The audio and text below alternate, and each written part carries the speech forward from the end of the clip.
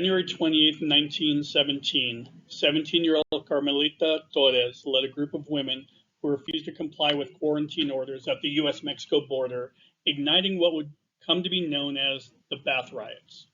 The quarantine orders issued by Senior Surgeon Claude Connor Pierce, with the full support of El Paso Mayor Tom Lea, required Mexican heritage people to undergo a lengthy, highly toxic delousing procedure under the pretense of typhus prevention. The compulsory delousing transformed the bridge into a barrier for Mexican migrants. For decades, United States health authorities used noxious, often toxic chemicals to delouse Mexicans seeking to cross the border in the United States. The process was both humiliating and dangerous. Men and women were directed to separate facilities where they were made to strip off their clothes so that the clothing could be steamed.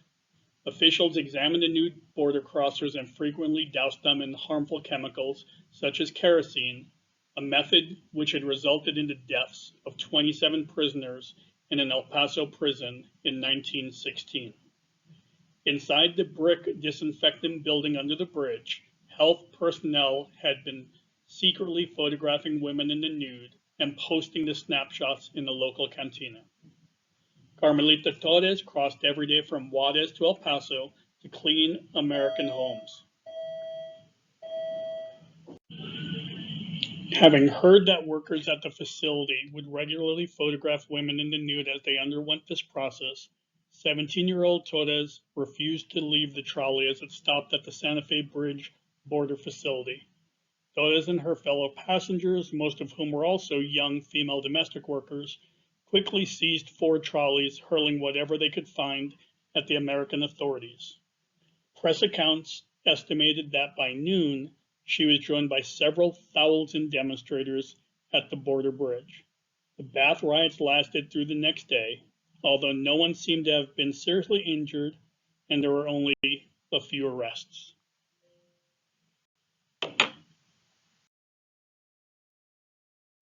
History comes from my history teacher, Miss Morris. Over 35 years ago, I was in her class, and through conversations, she noticed me and knew things about me.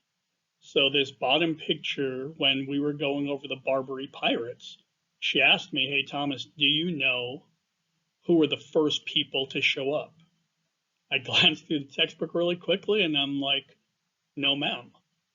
Then she starts singing, "From the halls of Montezuma to the shores of Tripoli," because she knew my dad was a Marine.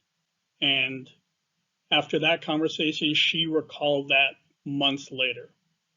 Later on in the year, ending out the school year, we had a mock trial for the My Lai massacre.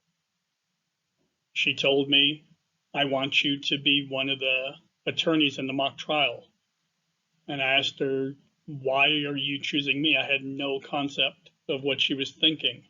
And she said, "Well, your dad was in Vietnam, so I figured this would be important to you." Again, a passing comment that I made months prior resonated with her. She related to me, and she made me a part of that classroom. She was one of the main reasons why I wanted to teach high school social studies. For me, doing history is creating lessons that connect with my students. Something that's not necessarily going to be on the standardized test, something that's not going to be on the curriculum map, but something that is highly significant to them, their community, their surroundings. We're a border town with Ciudad Juarez minutes away. Some of my students still live in Juarez and come to school here. So if I can draw them in the way Miss Morris drew me in, maybe they will remember some of the things taught 30, 35 years from now.